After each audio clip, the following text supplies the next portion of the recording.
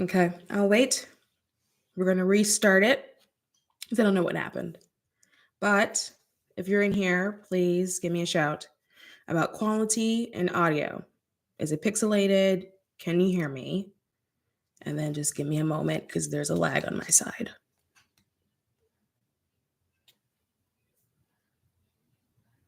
Awesome. Awesome. Love to hear it. Awesome, awesome, awesome. Hi. Hi, cute. How you doing? Okay. While the rest of the world catches up, I'm going to go back into what I was saying. Your life and sort of the way this came up for me. I'm the person that just kind of always made very deliberate decisions. And my husband grew up in a culture where that necessarily wasn't the case, right? He just isn't part of the culture, isn't part of the family that he was raised in. He comes from a very sort of like traditional current household. You do the good thing, you do good stuff, and you create a stable life for yourself, you create a stable life for your family, you don't create too much of a burden for your parents, right? But there is no like, oh, and you can also then do this thing where you dream really, really big, right? That's not a thing. And it's not a thing that exists in many places. You're not going to be taught to dream bigger than what you already are, just because if you do that, then what can somebody get out of you if you're over there pursuing yourself, if you're over there pursuing your freedom, if you're over there pursuing your liberation, right? Your happiness, your fulfillment? How can you be useful for somebody else when you're already doing you, right? So it's not going to be something that's going to be taught. It's not how things work. And so when it comes to my husband, he's very much like that. And so anyway, we had this conversation, and just by the way, he is not someone that is like, he doesn't believe in like psychics or anything like that. Quite honest, I'm not even all the way sure how we ended up together, right? But we were eating lunch, and he turned to me, and it was very random, and it was like we just weren't even talking about it. And he said to me, "What's my future?" And I was like, "What?" He was like, "Can you tell me what my future is?" And I was like, "Are you serious?"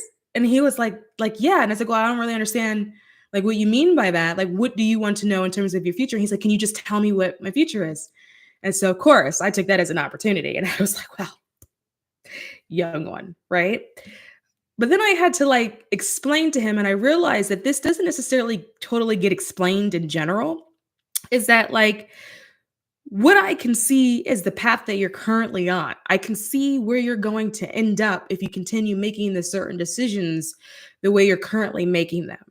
But if I say something and you don't like what you hear, you say, actually, that really sucks. Whatever you just said that you just saw, I don't actually want that for my life. That, no, thank you. I'm actually going to do a different thing and like make a different choice because I don't want that thing that you just said. Then suddenly what happens is that your entire path will change. And that can then alter what I see because you've made a choice. You've gone down a different path. Picture it like standing at a fork in the road. I would be able to see the dominant path that you most likely are going to go down based off of the pattern of choices that you've already been making. But if I say something and you're like, I hate that, and it triggers something in you where you're like, I'm not doing that path anymore, I'm going that way, then what I see will then change, right? And I think what happens is that people will get a reading and they'll hear about it. And then they go, okay, that's my future. And there's this feeling of it being set in stone. Thank you, Karen. Stop. It's the skincare and a lot of Reiki. But yeah, people think that it just stops there and it doesn't move after that, and that's the only option, and that's the only choice. And this can get scary when you're dealing with readers that maybe don't have an ethical background, right? They're not taught ethics about how they practice, and unfortunately that's the majority of what we're seeing today, especially on social media, where ethics is not taught. It's not a thing because there isn't necessarily like formal training that's happening anymore. Whereas once upon a time, when it came to doing readings, whether it was like a card reading or mediumship, typically you had like a teacher or like a mentor, like an actual guide, and it was like a hands-on experience. And then there was like a code of ethics that were like ingrained, and you couldn't finish the class until you really understood like the code of ethics behind telling people this stuff. Because what happens is that people will then rely on the information that you share. And people will then make decisions sometimes based off of what you share. Not everybody has an ability to just say, I'm going to take it into consideration, but I'm going to go my own way. People will take the information and they will move verbatim what you say. And so what's happening now is that you're seeing a lot of readers coming up, not necessarily recognizing or honoring the power that their words actually have on people, that what they say can actually alter the directions of someone's life, which is why like ethics is so important in terms of how you're practicing, because you don't want to be leading people into a ditch, right? But here we are on the internet with people leading other people like, well, into a ditch.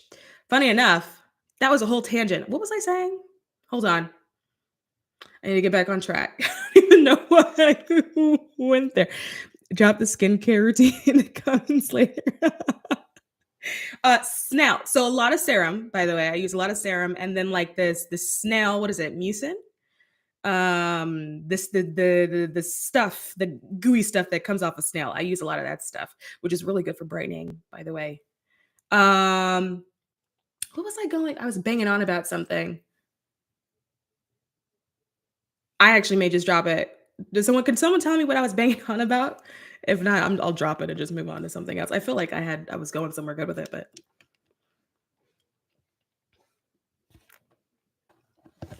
oh, got it. The future thing. Okay, yeah. So just because I say something doesn't mean that that is your ingrained future. You can choose, right? Which way you want to go. And so anyway, so I threw the question back at him, right? After he asked me about what his future is going to be. I was like, well, what do you want your future to be? And then I saw all the gears on his head just stop working. Like he was like, what are you talking about? And then I had to explain it's okay that you don't necessarily know how to answer that question, because this is not something that people ask people. The last time you get asked a question like that, that's somewhat adjacent, is when you're a child, right? What do you want to be when you grow up? And then, like, let's say you go, I want to be like a ringmaster in a circus. What happens is that there's going to be an adult figure that's going to then be like, okay, let's think of something more realistic, right? You're not going to have that dream for very long. It's going to be tailored for you. Oh, that's a bit too big for you. How about being a doctor? Right? Oh, that's a bit too much. I want to be a dancer, right? I want to be, I want to be an actor, something like that. And then people will be like, oh no, that's too far outside of the line. And then next thing you know, you're an accountant, right? And you're like, what? Right. And so when I was saying to him, I was like, no, you actually have an ability to pick whatever it is that you want to do. It's not a matter of, I hope this happens for me, or I hope I can have this in my future. It's, this is what I'm going to choose. Again, it's about choice, you deciding what you want it to look like. And it can be very simple things. People will say, oh, it'd be so nice to have a house with a pool. And then they'll just hope really hard that they get this house with the pool. Or the alternative is that you can just go out and get the pool, right? Like you don't have to hope for a pool the next time you go looking for a house, whether you want to buy it or rent it. You just filter pool, right? In the Zillow filters, and then you go look at the ones that have a pool. And so what's happening is that people are making life a lot more complicated than what it needs to be, because of giving over your power to something else or to someone else, feeling like you don't have the power to choose what you want. And so this is where the idea of like designing your future looks like. And so what I would actually recommend is that you actually take a moment to yourself and like design that future. What is it, right? Is it a relationship?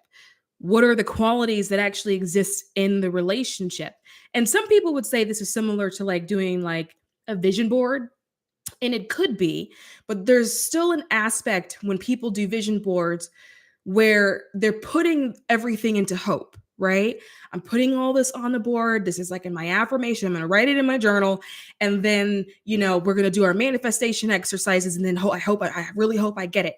As opposed to looking at a vision board like a checklist.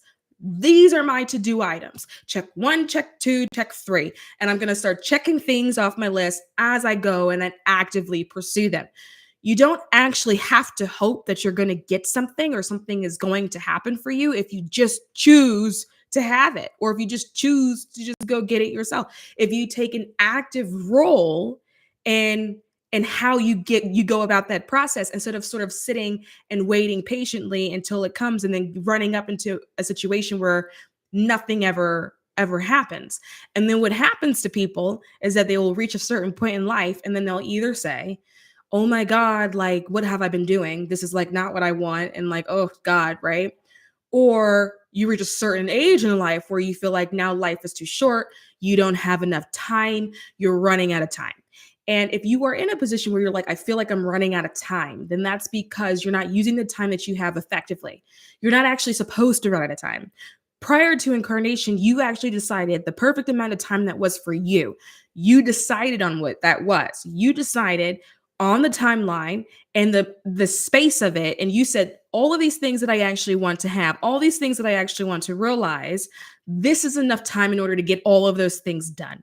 So if you are in a position where you're like, I just feel like I'm running out, then that means you're not doing what you were originally or what you originally set out to do. It is a clue that somewhere along the way you have fallen out of alignment. Because when you are in the process of pursuing things and pursuing the life that you actually want to have, you don't actually feel like you're running out of time. You just feel like you're having a lot of fun.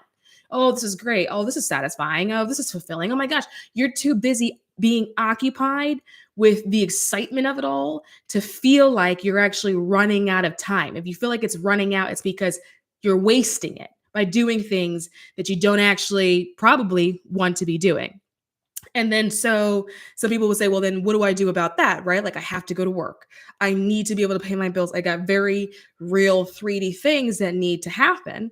And it's just about reframing what a lot of these things are for you, reframing what the power that you're allowing it to hold for you, right? And so when it comes to something like work, like even if you go and you look up the definition of what work is, it is like moving towards a result. You have to have a result in mind in order to be working. That's the definition. If you want, I'll give you a minute to go ahead and Google it right now, okay? But it has to end in a result. And if it's not ending in a result, if you're not pursuing a result, then it's not considered work. It doesn't actually fit the definition of what work is. And so what happened is that just in society, right, we have taken this word and then we have adopted it into something like, oh, we're working so hard. And probably how that happened is that you have capitalism and the owner of these massive companies, they have a result, right, that they want to achieve. And then something happens where everyone's gaslit into feeling like this is the same result that then you care about as well. But the truth is, most people have jobs where they don't actually care about the result. They don't care about the end result unless you are working for an organization that's mission driven and you believe in the mission, or maybe you work in like healthcare, right? And maybe you're like you're a doctor or a nurse. You're like, no, this has a result. Actually, I'm saving lives, right? A lot of people are just working because they're gathering resources. They're not working because there is a feeling of it's leading to a result. And if it's not leading to a result, then it's not work. What it is an activity. So it's about taking the power out of something that we consider to be work and reducing it back to what it actually is, which is simply an activity. And in this particular case, the activity is to gather resources and understanding that what you're doing is just gathering. If you were in a cave, you would be picking berries off of a bush, and allow yourself to view this resource gathering activity that you're actually doing as picking berries off of a bush. Because when you see it that way, you realize there are a lot of bushes that have berries on them. And now when you finish with one bush, you can move to a different bush. Or maybe you don't like the taste of a certain berry on a particular bush. And so you're changing bushes because you prefer the taste of that berry over there. And so if you look at employment the same way, it's a resource gathering activity. You are, in fact, picking berries off of a bush, then it reduces the hold that it actually has over you. And because you go back to understanding why you initially applied for the job in the first place. You needed some money. You wanted to pay some bills, right? You didn't apply to this job in order to have it take up and consume your entire life. So put the job back in the place where it originally belonged, which is a resource gathering activity. Okay, so now that you're gathering resources, right, you've got that activity taken care of, or maybe you're working on figuring out what that activity would be, Then you can then reprioritize and shift your life to whatever the other activities would be. And these activities would be the activities that you want to incorporate into your life as you begin to design it, right? And so you're thinking about what you want your life to look like. You're thinking about how you want to feel. How do you want to feel every day when you wake up? And that is going to be how you start designing. For example, for years, I've had this thing where like, it's very Mariah Carey of me, actually. I don't like an alarm clock. I don't like the screeching of it. Even if I set the alarm to be beautiful meditation music, I find that for me personally, at some point, when it goes off, that beautiful meditation music will sound like screeching. It is disruptive. It is disruptive to my nervous system. It makes me nervous. I don't like having an alarm. I also really enjoy like waking up with the sun. I like to open my eyes and the sun is out. I enjoy things like hearing birds chirp in the morning. It's one of my favorite sounds. And so I was like, one day I want to have my life configured in such a way where I don't need an alarm clock to get up, where I wake up freely without being beholden to something, regardless of whatever my responsibilities are. Anyway, fast forward. I mean, I have a regular day job, right? But I start at 10. My alarm goes off at 9, and I'm usually up by then, frolicking, doing whatever it is that I'm doing. And I had an opportunity to commune with the birds and sip my coffee and do whatever I wanted to do in the morning. And it's a normal job, it's a traditional job. And so by doing that, it was able to call in something that fit that vibration, which also coincidentally happens to be, excuse me, a team of people who are also understanding that different people need different kinds of flexibility, understanding that some people work better in the morning, some people work better in the evening, some people have like a high time during the afternoon. And I happen to now be surrounded by people who are all working in a traditional space, in a traditional job, but who understand the vibration and the frequency that different people need different things. And it's not weird. And there are team members that start at 10, and then there are team members that start at 8. And it just depends on what works for them. Some people leave early or they finish early, and it depends on what works for them. And so I was able to find a configuration that worked for me and worked for my life. But what I had to do was dare to say that that was what I want. Most people wouldn't say that. Most people wouldn't say, "Oh, give me a traditional job, but I don't want to wake up. I don't want an alarm. I don't." Most people would never ask, be like, "Oh, can I start at 10?" You know, most people wouldn't even think to ask their boss that. Oh my God, what would they think of me? Oh my God. It would give you hives. It would give people hives to think about asking for something like that. But here's the thing about life. Closed mouths don't get fed, right? We know that. But if you want to live a life that you feel like is empowering to you in a way that works for you, then that requires you to pursue things that also work for you. By allowing yourself to sort of accept certain configurations, and a configuration can be like a 9 to 5 system, right? To allow yourself to accept that, knowing that that particular configuration doesn't actually align with what it is that you actually want in your life, then you are not in the process of actually designing what it is that you want. You design it by being vocal, you design it by being deliberate, and you design it by being courageous. Some of the things that you're going to pick are going to feel like you're asking for too much. And the reason why they're going to feel like that is because there may be things that other people wouldn't dare to ask for. And the reason why someone wouldn't dare to ask for it is because society teaches it that way. Don't fall too far outside the line. Don't be too much of an outlier. Don't cause too much of a fuss. Don't be too much this or too much of a that, right? And so what happens, it makes everyone really, really small. And then people stop forgetting that there are more ways to do something, that there are more ways to configure something and also still get the job done.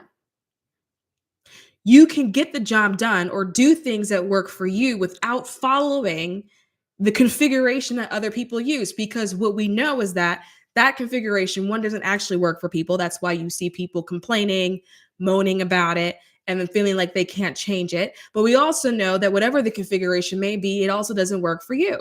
This is also the same in relationships. Understanding that if the configuration of your relationship does not feel in alignment with you, in alignment with the love you wish to experience, the happiness that you want to experience, the acceptance that you want to experience, if it's not in configuration, then you have to have the courage to sever it. That is part of designing the life that you actually want.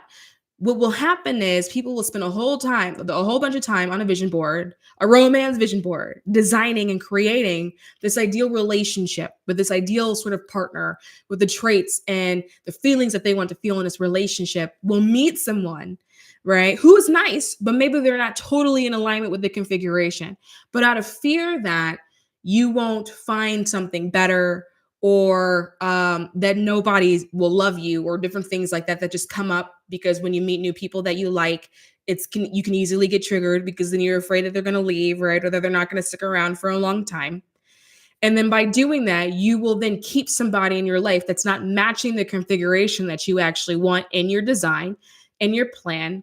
And then when things don't work, and they will inevitably not work because it's not in alignment, because it wasn't what you designed, you then will internalize that experience and then say, it's me. I'm the problem. Nobody will love me. Nobody understands me. Everybody hates me, right? I'm not lovable. You'll start to come up with all of these reasons and all these excuses because you're not honoring your design. You're not honoring your plan. It's one thing to design it, but then it's another thing to then stick to it. Because what happens is life is going to confirm. Life is going to say to you, are you sure? And it's going to give you a whole lot of opportunities to then confirm that you are in fact sure that that is what you want. And it's during that period of time when life is in the process of confirming where people then go back and be like, well, actually, maybe it's too much. Maybe I won't get that thing. Maybe I won't get that person. Maybe I don't deserve it.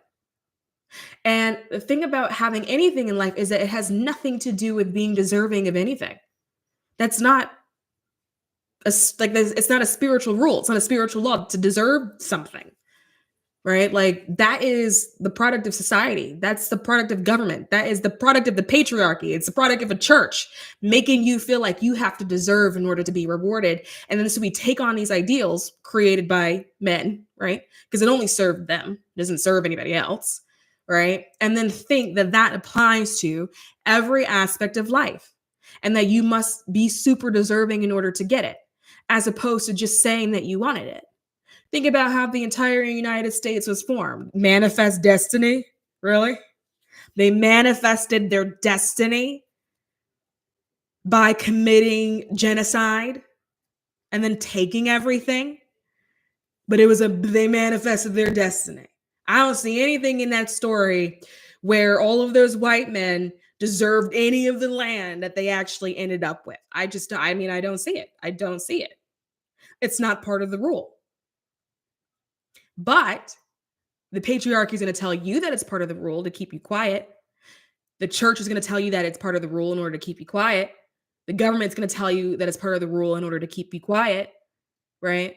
You are in school, you're a little kid, you want that piece of candy, right? The teacher is going to tell you that you should deserve it in order to be rewarded, right? When really what they're trying to do is that they don't feel like giving out candy. It's a bunch of sugar to a bunch of kids, right? Everyone's going to be super hyperactive. They don't have permission from the parents, right? It's derailing the lesson plan, right? And then we take that and then we internalize that and say, everything that we want in life, I must deserve it. It has nothing to do with deserving. Do you want it? And then when you ask someone that, they go, well, I think I do. I think I want it. Are you sure? Because you're working really hard to resist it right now. No, I really want it, but okay. But why are you resisting it? No, I'm not resisting it. It's just that, okay. So why does there have to be a but? And why does there have to be a just that? Why can't it simply just be? Why can't you simply just want it? And therefore you get it. Because the white men with the manifest destiny ended up with a whole nation. They wanted it and therefore they got it. They were like, it was a group of men that were like 20 years old who got on a sailboat, okay? And then crossed the seas. And then got here and then went, oh, this looks great. We're going to keep all of it, actually. With what amount of deserving? Kind with that. With what work other than genocide and slavery? What else was there? Nothing. They made a choice, and so they got it. They made a choice, they pursued it, and so they got it. A lot of you would be a lot farther in life if you moved like a white man. If you move like a white heterosexual man, you would be so much further in life. I want you to take a minute to envision yourself moving with the level of audacity that white het men have. Just take a minute. And I want you to be able to like see the different choices you would have made in your life. See the difference in exchanges that you would have actually had with people. See how you would have responded to moments of disrespect. See how you would have responded to moments where you should have had something, but it was taken from you. As a white heterosexual man, how would you have navigated? With that level of audacity, how much farther would you be in life today? Because I'm going to tell you something. White heterosexual men don't believe that they have to deserve something in order to get it. They just go take it. It sounds like a good idea. So they just go do it. Right?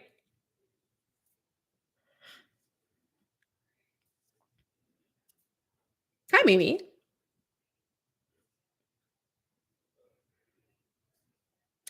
I'm going to ask you to pursue it with the same level of audacity. Pursue your life and the design with the same level of audacity and grow comfort in understanding that people won't like it. We talked about this before. People are not going to like it because you are designing your life. And how dare you do that? How dare you pursue something that you find fulfilling? How dare you pursue your own happiness? How dare you pursue your own satisfaction when I'm still in the process of trying to figure out what makes me happy? How dare you go who are you to go be happy? Who are you to say what happy is, right? People are not going to like it. They're not going to resonate because happiness, fulfillment, satisfaction exists at a higher frequency than misery, discontent.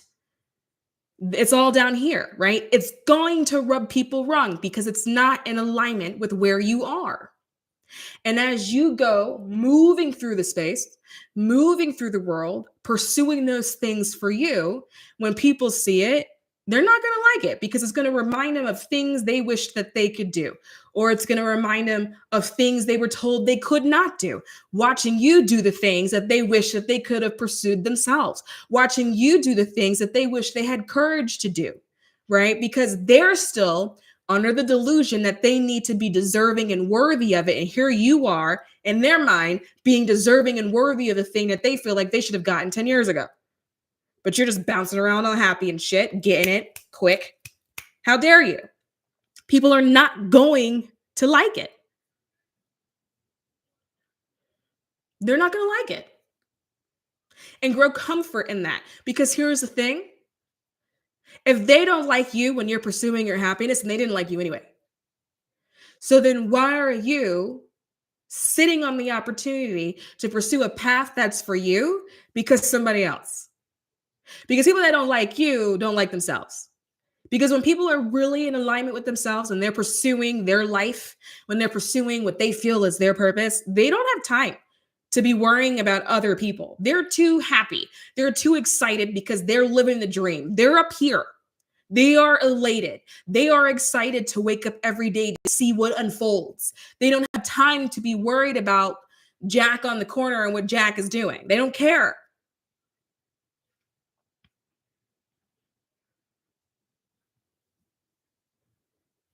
They don't care.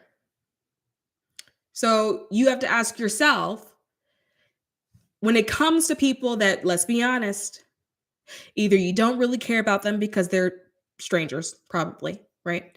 Or if it's like a family or a friend, let's be honest, they have made decisions that you would not have made themselves. They have done some real stupid things where you've looked at them and you said, why on earth would you do that? Let's be honest.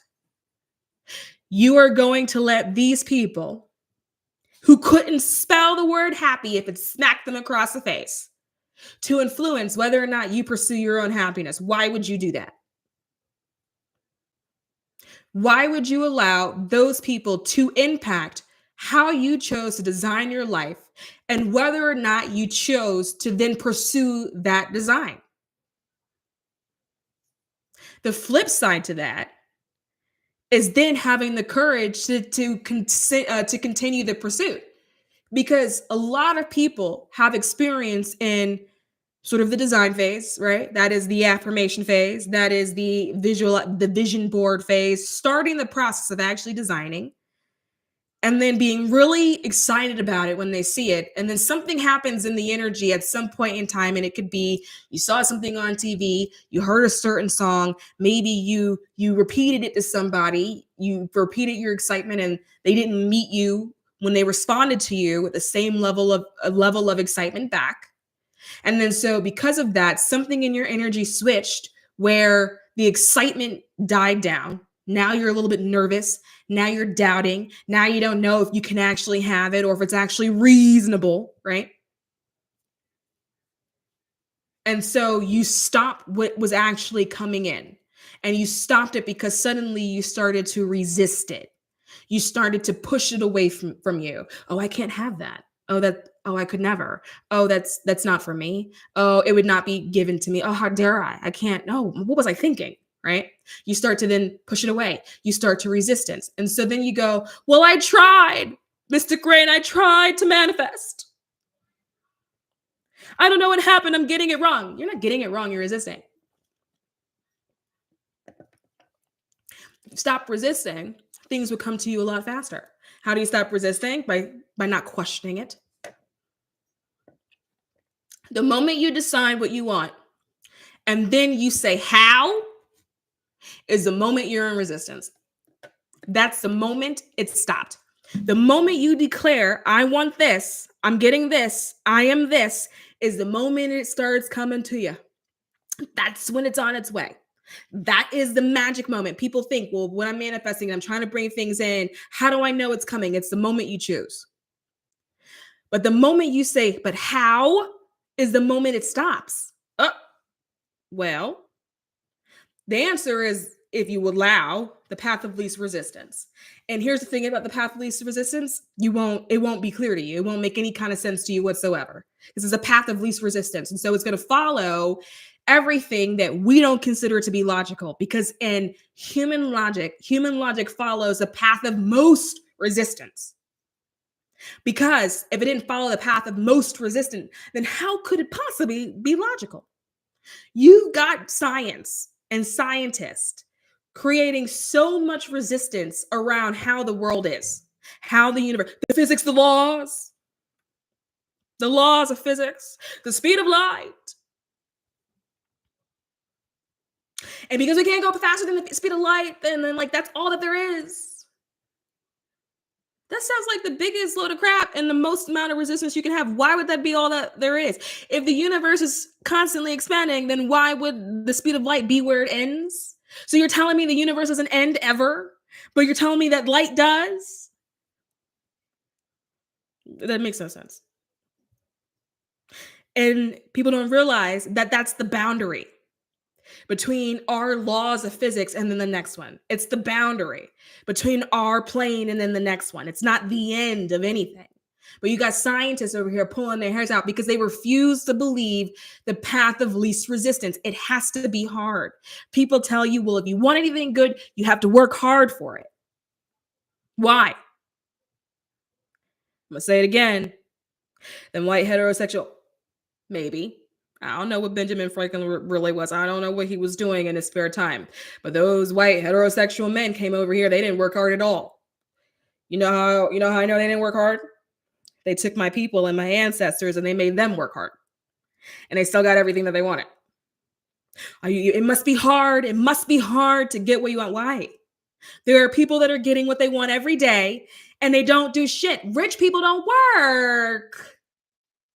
They don't work. They lounge.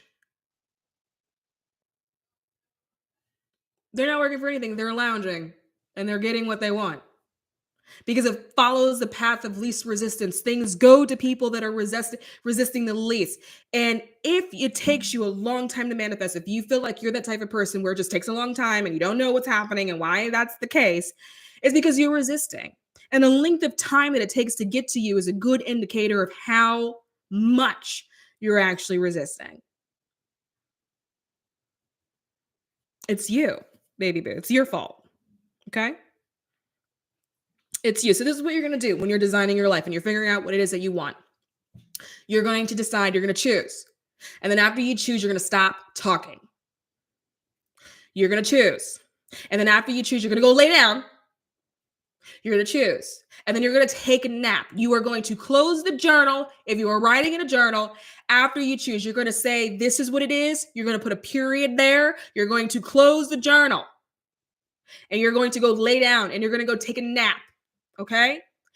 If you can't nap during the daytime because then you're up all night, then go eat something. Go ground yourself. Don't then sit there with the pen and the pencil and be like, okay, well, like, how am I going to do this? It doesn't matter how, because your how is human logic. Your how is following a human set of rules, and we know human rules are very limited. Your how doesn't take into consideration the metaphysics and how the metaphysics work. Your how does not take into consideration the fact that this is a matrix and everything is an illusion. Your how does not take into consideration that if it's an illusion, then surely the path of least resistance is probably the path of what a human would consider delusion. The path of least resistance will not make sense to you.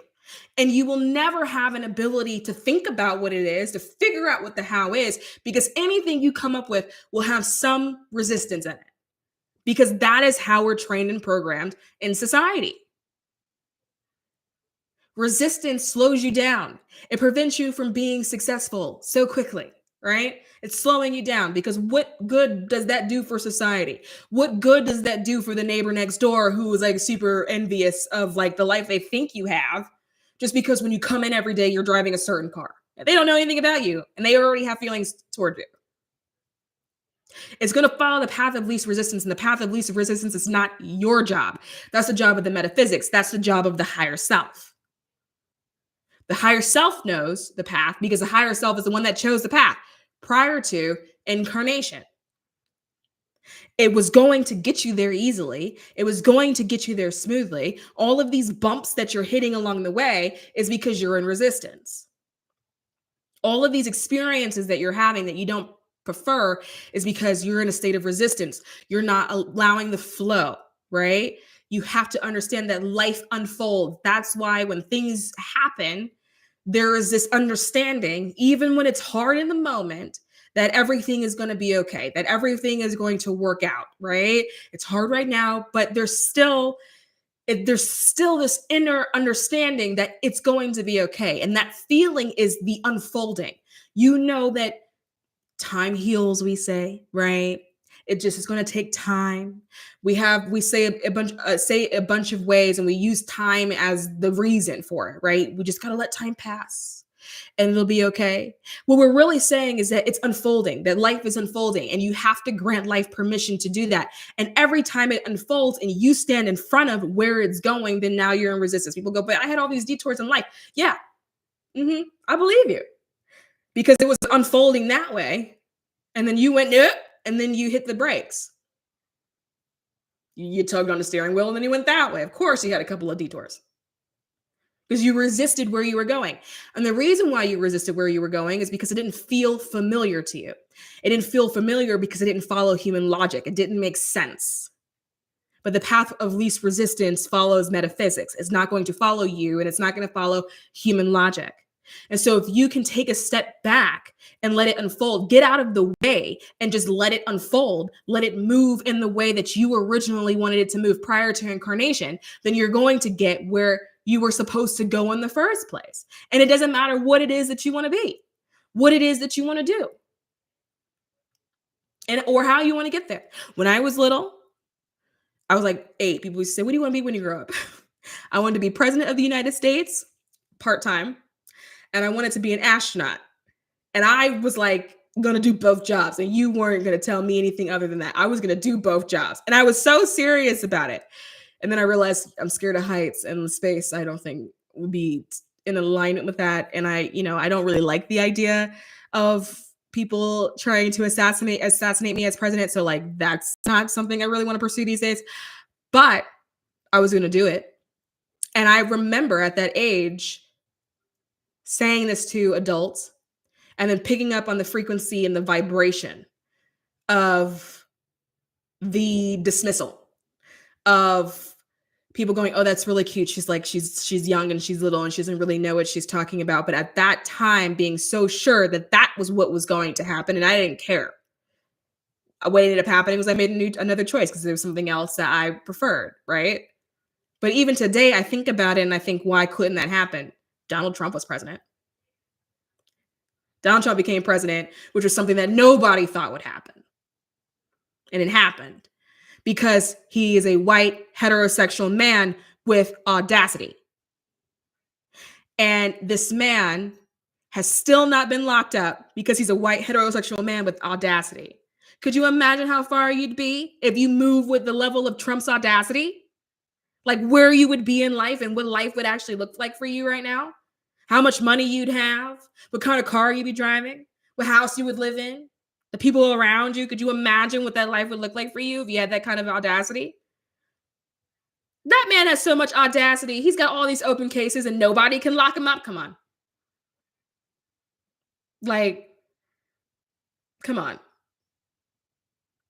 And you're over here like afraid to ask for more Parmesan cheese at Olive Garden because you don't want to be rude.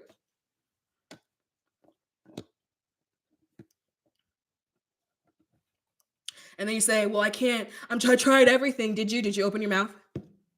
Did you ask? Actually, did you tell? Sometimes it's not about asking for shit. Sometimes it's about telling other people what you're about to do. That's what a white heterosexual man would do. Actually, they probably wouldn't tell you at all. Did you try that method? Because you didn't try everything. You said it to yourself in your mind, then you talked yourself out of it, and then you threw yourself a pity party, and then said, this is why things do not work out for me. This is why I've been overlooked by God. Or you go further into it, and then in the midst of your pity party, you start rewinding and thinking about all the things that you think you have screwed up on in the past, all the mistakes that you think you may have made in the past. And then you use that for evidence as to why it couldn't possibly work in the future. Not granting yourself space for understanding that part of being any animal, not just human, is learning. And that by learning, what for whatever reason society calls makes a mistake, but it's not really making a mistake. It's just simply learning. By doing something wrong, you now know how to do it right. But then you take what happened and you go, I'm a fuck up. And then you go, look at my life. Look how I fucked up. And then you sit here and go, but Mystic Rain, my manifestation ritual is not working. Yeah, because you're carrying the frequency that you're a fuck up. So of course you fucked up the ritual. Like, I don't understand how like that's kind of how those things go. Like 1 + 1 is 2, darling, you know? People spend more time and more effort trying to find a way to invalidate their existence, to invalidate themselves, to invalidate their desires, to invalidate their hopes and dreams. And then by being in that frequency, you then allow other people to swoop in and then also validate you or invalidate you. And then you use that as like evidence for why this is the correct narrative, why this is the correct story, why you can't get what you want, why you don't deserve anything, why no one will ever love you. Because you are spending so much effort finding ways to corroborate your story, your bullshit story that you've woven for yourself. You're finding so much time and effort and energy to put the story together. And then you read it. You read what you've created. And then you go, oh, this is good. I'm going to read it again. And then you read it again. And then you feel worse and worse and worse and worse about how you feel. Then you wake up, you got a little bit of time in your morning before you start your day, and you go, I'm going to go back and reread chapter 3. That was juicy. And then you feel like shit again. And then you go to work, and then you think that everyone looks at you like how you look at yourself. You look at yourself like shit, so then you think they're also thinking that you're shit. And then that creates a dynamic where now you're fighting for your job because surely I'm not that great at it. Because I couldn't be great at it because I'm not great at anything. And then you create an energy around your resource gathering activity. And now suddenly you're in the energy of being afraid of not having enough resources, being afraid of not having enough money, because you've woven this narrative that says that. Here's the thing about manifestation when it comes to all of you. You guys are really good at it. Everybody's good at manifestation. There's no such thing as being bad at manifestation because we're all spiritual beings. If you have enough force to incarnate, you have enough force to manifest a car. Let's not go crazy, okay? And what happens is that people have taken that same energy and then you have gone to that side of the spectrum instead of going to that side of the spectrum. So you're manifesting well, you're just manifesting things that you don't actually prefer, right? And I'm using that word like deliberately. It's not about things that you hate because we're not going to give things power. It's still all an illusion. So don't give your power over to an illusion anyway. You just don't prefer that particular outcome, right? It's not about, oh, I hate it. Oh my God. No, you just don't prefer that outcome. It's still an illusion. We're going to keep our power. We're not going to hand it over. You just don't prefer it. And that's okay. But you spend all of your energy manifesting things that you don't prefer. And then you spend more energy doubling down on that, confirming it, making it definitive, proving to yourself and other people all the things that you don't prefer. Then you end up on this side of the spectrum. You look at the other side of the spectrum, you see people over there thriving. And because you've spent so much energy doubling down on it, making it definitive, suddenly the other side of the spectrum seems far. It's far away. How the hell am I supposed to get over there, you think? That's a long walk. It's a long journey. I don't know how to get from here to there. It seems like there's a lot of steps and then you fall into the how, which then puts you back into resistance. This whole thing is an illusion. It doesn't matter how you get over there. I don't give a fuck if you float. But because it's an illusion, understand that you can float over. How are you going to float? I don't know. Not my job. Not my job to know how I'm going to float over. Maybe I float. Maybe I glide. Maybe I fly. I don't know. Not my job to know. Who gives a fuck? What matters is that I made it up to the other side. That's the most important part. But then you sit here going, but how do I get to that? Who cares? The most important part is that you go to the other side. It's not about how you get there. It's just that you go. It's that you choose to go, you want to go, and so you go. Well, I'm telling you all of your business because, I'm a channel and I picked this shit up. You guys were on some bullshit today. I want to say that. Today I was in the car and I was like, oh, really? That's what they're on today? So listen, how do we fix this? We fix this by learning that we are not the judge, by learning that we are not the jury, and by learning that we are not the executioner. It is not our job to do any of those things. The universe has natural balancing forces that balances it out. It's also by understanding that there doesn't have to be punishment and that there doesn't have to be reward. And that when the universe balances things back out, it's not doing so from the perspective of punishment and reward. It's doing so by simply balancing the energies that are present. It's not about, oh, I'm being punished for whatever. Oh my God, my favorite, right? I must be cursed. There is a family curse. There's a curse on the lineage. It's reached me. It's my job to clear the curse. Everything is happening in my life because I'm cursed. No, babe. It's because you're making the wrong choice. It's because you are resisting. It's because your family made the wrong choices. And it's because they resisted. And here's the thing about making the wrong choice. If you had better information when you were making the choice, you probably would have made the other choice, which is why it's not your job to be the judge, the jury, or the executioner. Because when people know better, a lot of times they do better. Now, this doesn't apply to everybody, but a lot of times they do better. And so if you're sitting here judging yourself for previous choices that you made based off of limited information that you had, how far do you think that that's actually going to get you? If you're learning, which is what all animals do, then sometimes you have to do the wrong thing in order for you to understand what the right thing is. But if you're going to use that as an excuse for why nothing else is working out for you, then now it's your fault. Okay, so you made the wrong choice on a lover one time. I've made tons of wrong choices on lovers, okay? I could have sat there and threw myself a pity party. And here's the thing, I tried many times. And then I always remember what kind of bitch I was. And then I sit back up, okay? And then I wouldn't be in the situation that I'm in now.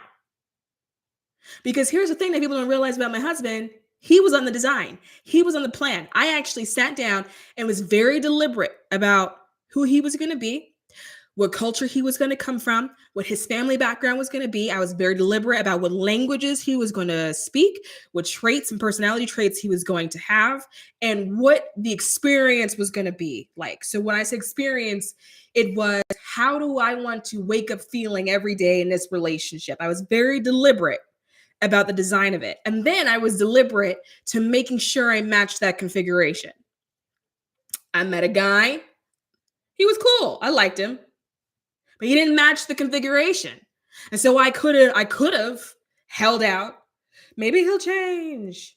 And then that window of opportunity where I met my husband, I wouldn't have met him. Because the other guy would have been sitting in the energetic space. I would have been focusing so much on that dude that then I wouldn't have missed the other one, the new one, the husband. I would have missed it. Because we met because he was passing through. He was traveling through Atlanta. That's how we met. And so it was a real small window of like opportunity. And if I was on my bullshit, I would have missed that window of opportunity. And so many of you will start creating your windows of opportunity by declaring that this is what you want, and then hop on your bullshit and then be like, oh my God, why am I not getting it? Because you're on the bullshit, babe. Okay. And here's the thing. I'm not entirely sure like how many spiritual teachers would actually say this to you, right? But if I don't say it, who's going to tell you? Like, I can sit here and talk to you about metaphysics all day long. I can make video after video about manifestation tips, but if you are over there resisting everything I'm saying, then I can't help you. You can't help you, right? And so you have to get in the habit of forgiving yourself. Because one, the perspective is an incorrect perspective. Right? For example, let's say you fucked up on something. That does not mean you are a fuck up. That's incorrect. Maybe you fucked up on a task, but you fucking up on a task does not mean you are fuck up. That's incorrect. Maybe you had some lover who was just a jackass and said some bullshit like, I'm going to be the only person that's ever going to love you. That's incorrect. Right? Stop judging yourself for ending up in these situations because this is how you learn. This is how you experience life. Those situations are the dynamics of life. Those situations are what gives it flair. If you were someone that was going to write a memoir one day and it was all peachy and everything was easy, I don't think those books would sell very well. You have no flair. You're boring. It adds flair. It adds pizzazz. It's like the origin story. It's the background origin story. Regardless of whether or not you want to be the hero or the villain in your story, I don't actually really care. Personally, I feel like sometimes being the anti-hero is a fun role to play, right? But it requires all of those moments, those hiccups, those moments of adversity in order to build you into the hero character. I've said this before, and I'll say it again. Heroes are very boring by themselves. Like, no one is going to go to the movie theater and then watch a story about a hero and then the hero had it easy. Oh, he was born, he had a silver spoon in his mouth. Went to school, got good grades, never had to struggle. Never studied. Always got an A. Fell in love with his first love, then got married, had a cute baby. Like, who wants to read that? No one wants to watch that. That's such a boring story. But I'm going to tell you, I do like the stories where there's like a villain and they're running them down. And there's this moment where the person is running and running and running and running. And then they turn around and they say, you know what? Enough is enough. And that moment of enough is enough, where they stand up and they square their shoulders and they're like, fuck you, this is my story and you're not going to dictate how this ends, is the moment everyone in the movie theater pipes up and now they're watching. They're watching, they're interested, ooh and ah. And then you have the whole movie theater, woo, and they're cheering and they're clapping and they're watching and they're engaged because now it's a good story. You need all these other things that have happened to you in your life because it was the origin story and it's a good story, right? It has molded you and it has shaped you to who you are today.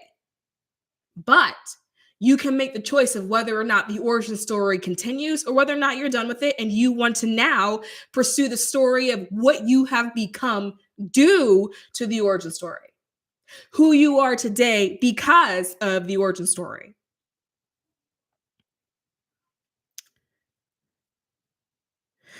Ooh, Nina, what age did you become this confident and sure with yourself despite the failures, bad experiences you've had, or have you always been like this even as a child? Um, no, I have not always been like this at all. It's been a series of ups and downs, and I make progress and then I slide backwards, and then I make progress and then I slide backwards. And it's a cycle. And some days I'm better than others. But I will say that I do feel like I've entered an era in my life where I don't know, just energetically, it was like, it is what the fuck it is, man. It is what it is. And the reason why I feel this way is because I know I know that I'm like saying real shit. I recognize that it doesn't align with everyone.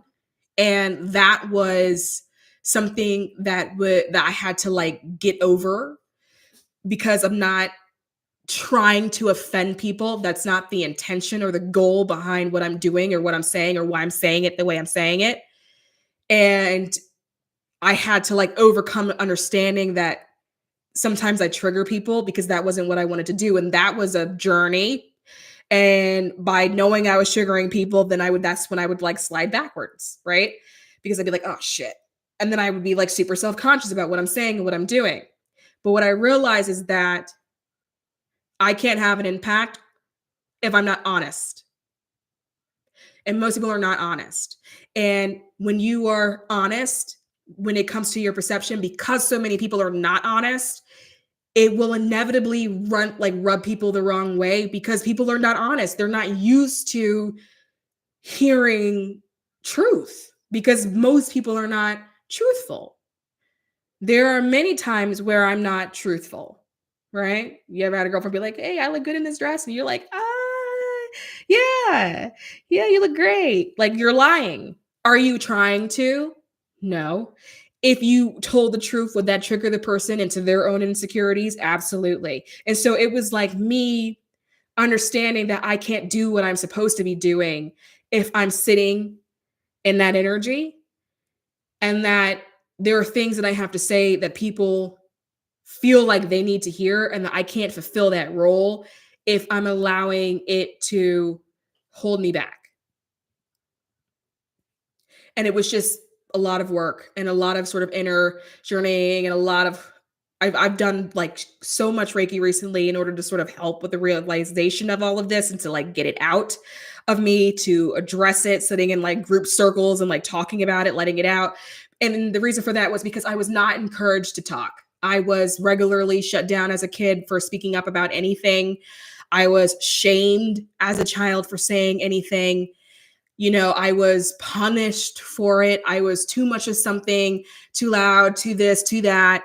And then growing up in like predominantly white schools, being the only Black kid who happened to be a girl. So having that Black woman sort of trope being what people used to identify me, and having opinions that other people thought were strong opinions did not help me growing up. And people regularly was like, oh, you're going to learn. And people would tell me, you need to know your place. And I was an adult with other adults saying to me, you need to know your place. Working, like being in the workforce, having colleagues say to me, you need to know your place, because I would voice an opinion about something. Having supervisors be like, oh, you think you're better than me because my opinion had made more sense than whatever they was saying. And then reaching a point where I was like, you know what? Fuck all of you. Fuck all of you. Every single one of you. Fuck all of you. Fuck your mama. Fuck your father. Fuck your granddaddy.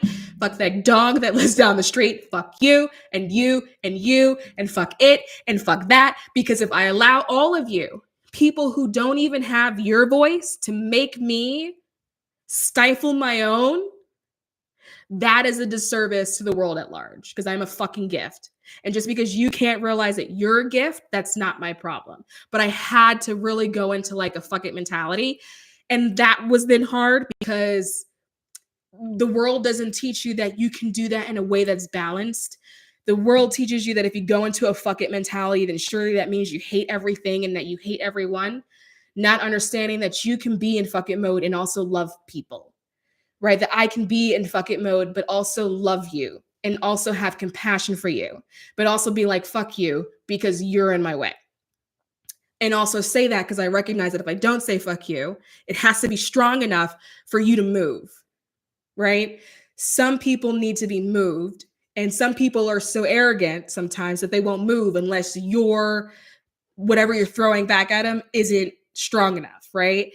And so being able to say that, and then also understanding that that could rub wrong, right? But then being okay with that, understanding that like I'm not going to make people happy. But if I pursue the path that I know I'm supposed to be pursuing, that I have the ability to change people's lives. But that requires that those people, the people that are speaking out against it, I have to make sure that I don't allow them to get in the way of that. And that's hard. And it's practice. And it's like an everyday choice of being like, actually, you know what? No. Actually, you know what? No. Actually, you know what? No, we're not doing that. I'm not tolerating that. I don't care. Actually, no. And then knowing that like it can be compassionate and it can be loving, but it's coming from a place of like me. Like I didn't incarnate for you, boo-boo. And I know I didn't incarnate for you to exercise any control over me. And understanding that you feel some type of way because you can't control me. But that's a you problem. Maybe you'd be happier if you figured out how to control yourself. Maybe you'd be happier if you figured out how to control the circumstances around you, your own life, instead of worrying about whatever it is that I'm doing. And so it's a journey.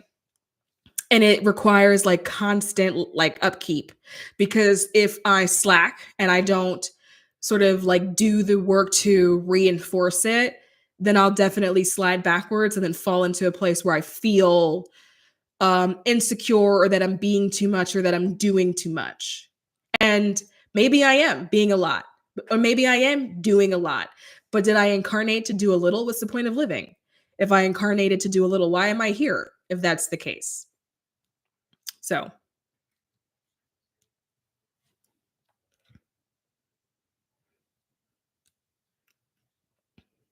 yeah, you have to live in that mode. And people are going to hate it, right? But what I have found is that it's helped me pursue things that I like. It's helped me pursue things that mean something to me, because I have allowed myself to cancel out all of the noise. And canceling out the noise also meant canceling out people, which is really unfortunate because that wasn't something that I wanted to do. It wasn't something that was part of the initial plan. And some of the people that had to get canceled out were people that I loved, still love very dearly, people that I would like to be in my life if there was another option. But then understanding that there isn't, we're just not in alignment. And it doesn't mean that there's no love there, but you're in my way. I'm here to do something and you're in my way. And I can't allow you to stop me just because you're in your way. You're in your way, so now you want to be in everybody else's way. You stop, because I've stopped myself. I don't have time for that. I've got things to do. Like I'm here, like, come on now. Like, and it's unfortunate that that's how you're using your incarnation, but I'm not going to use mine the way that you use yours. And I think that comes back to like understanding that you are the sovereign being. It is your power. It is always your choice. But then also having compassion and understanding that This is not taught. It's not taught in households. It's not taught in society. It's not taught in schools. And so when you're dealing with these people, they don't know. They don't know that when it comes to power, that you have to take it, that power is not given. Authority is given. You can give somebody authority. That's like giving someone a promotion at work. You give them a higher title, you give them more responsibilities, you've given them authority. But power, true power, you have to take that. You take it. And people don't know that that's what they are supposed to do. You take it and then hope that you're responsible enough to wield it. Hope that you understand the implications that come with holding it. Recognizing that people that are considered powerful are not necessarily people that are considered likable, but people have a certain degree of respect for them because they can sense the level of power that they're actually holding. They don't want to get on their bad side because when you have power, you have influence because it's taken. It's not given. And so a lot of people will wait and wait and wait and wait for their turn, wait to be chosen, wait to be selected, wait to be seen, wait to be heard. And they're waiting and they're waiting and they're waiting for their moment. And then it's not coming. And then they're saying it's not manifesting. And then they're thinking there's something wrong with them or that it's not supposed to happen for them. It's not in their cards, not realizing that it's right in front of them on a silver platter, but they have to take it. You have to take it. You have to hold it. You have to choose. This is mine. And then stop talking. This is mine. And then go take a nap. This is mine. And then go get something to eat. You take it and then you stop talking. Stop trying to talk yourself into why you should have it. Stop talking yourself out of why you should have it. Just stop talking. We talk too much. And then by talking too much, we get ourselves in all of this trouble. All of this trouble. Scorpio, Gemini. I'm a Gemini. I am a Gemini. Aries rising. Is that what you're picking up on? And then Libra moon. Maybe it's the Aries energy that's coming through. But I'm a Gemini.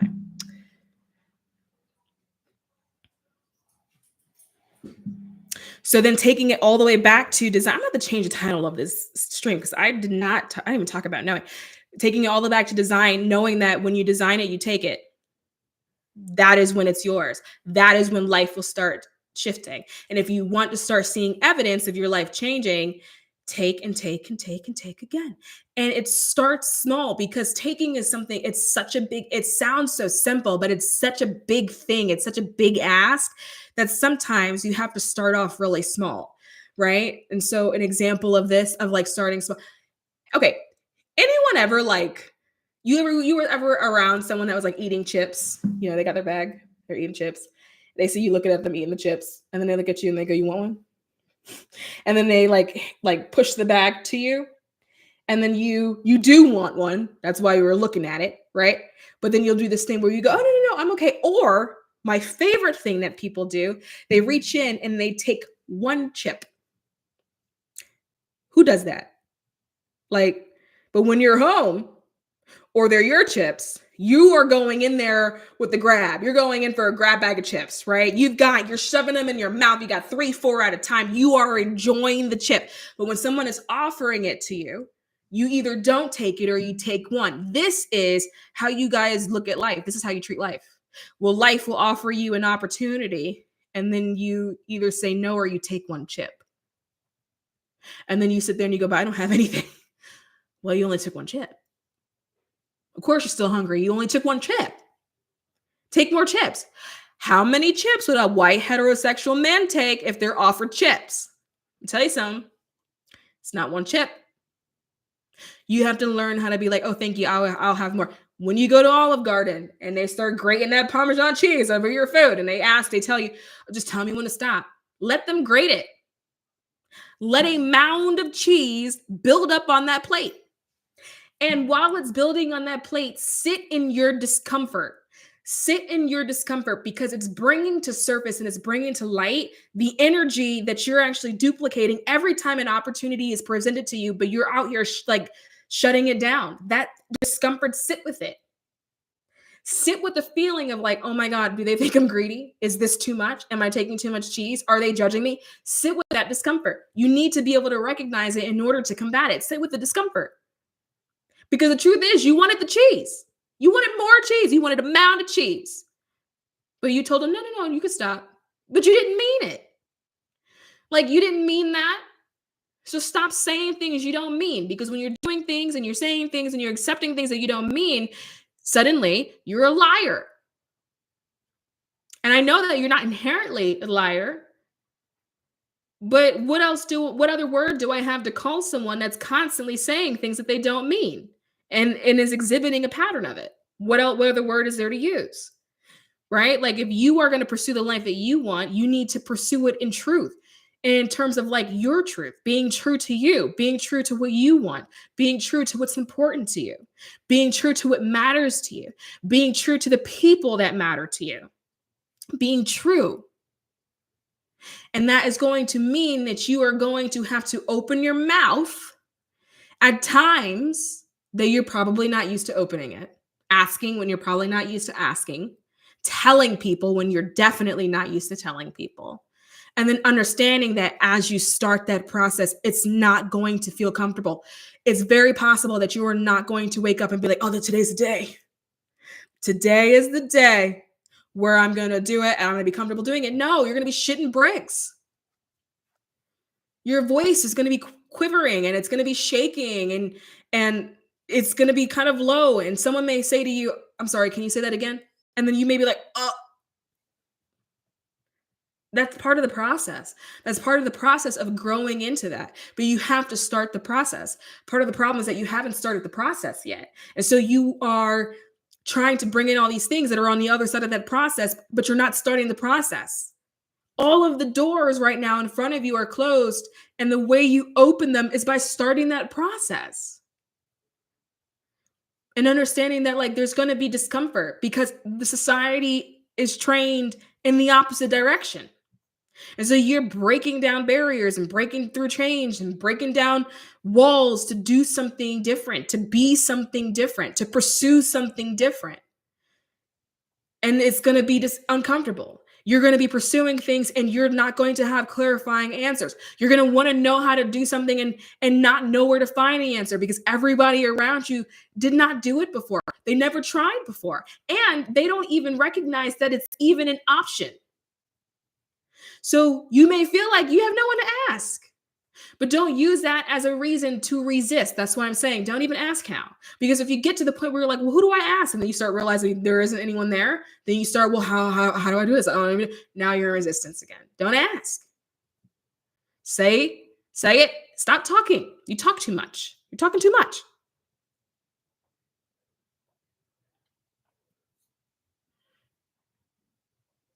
I need a little bit more clarification. Okay, so not just pets. So if we are seeing, feeling, hearing, the whole shebang something, how do we know what it is? I need you. How do we know what is like this reality or future? Oh, sorry. I should just kept reading. So that's where the knowing comes in. It's just a knowing, and it's not. Hold on, I'm trying to think about how, like, what's an exercise I can give you to sort of like practice falling into the knowing. So when you're trying to decipher between something that is like a thought, like a brain thought, like a physical brain thought, and something that's coming from like your higher knowing, you need to be accessing your higher mind and sitting in the higher mind, right? So, okay, I'm gonna pose a question, and then I want you to answer the question to yourself, right? And the reason why I'm gonna do it this way is because it could be different for other people. I don't want to give you the answer, fill in your blank, and then perhaps it's different for you, and then you can't find it. Okay. So, where does your thinking occur? So, when in your body, I want you to take a moment to identify the feeling of thinking, the feeling of thoughts. When your mind is racing, identify where in the body you feel that, you see that, you sense that, you visualize that. Just take a minute to figure out where it's in the body for you, okay? While I continue reading the comments.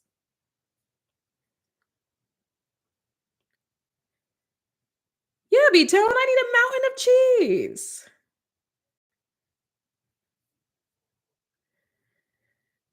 I mean, I've had moments where I was at Olive Garden. I just looked. It was eye contact, right? She was looking at me doing this thing, and I'm looking at her like, well, we're just gonna hold it. Okay. All right. So my lungs. You're very okay. Chest. Okay. All right, so that's actually good. So now I need to sort of clarify my question. So it's possible that those areas may be the emotion that may be coming out, or the reaction, the body's reaction to what's going on in the thinking. But the process of thinking, I'm talking about the process of thinking. Where is it in the body? Just take a minute to think through that. Where is the process of thinking in the body? Your lungs? What am I going to do with you? Not your lungs. Ooh, TT, good. Head. Where in the head? Subconscious, okay. TT, tell me where in the head? Okay, not just pets my head. Okay. TT saying the front. Not just pets his mind's eye. Your forehead, your temples, good. Frontal lobe, okay. Good.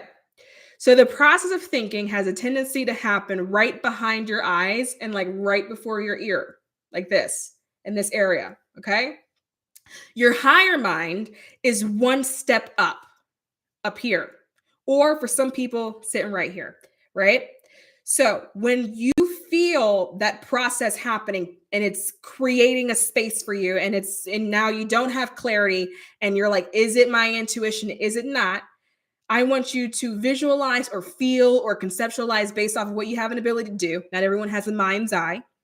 And I want you to sort of like conceptualize a flight of stairs or an elevator or whatever you want to take you up, right? And then you want it to take you into your higher mind. You're sitting just above the mind, right? That's your happy place. And as you go into your higher mind, you will notice that it's a lot more quiet up there. Okay?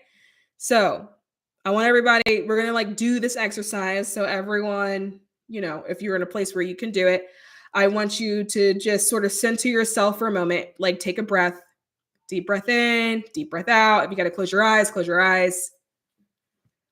And I want you to start building whatever you're going to use to go up. If it's a flight of stairs, use a flight of stairs. If it's an elevator, use an elevator. If it's a jetpack, use a jetpack. I don't care how you get up there. Build it. We're doing this now as an exercise. Build it, okay?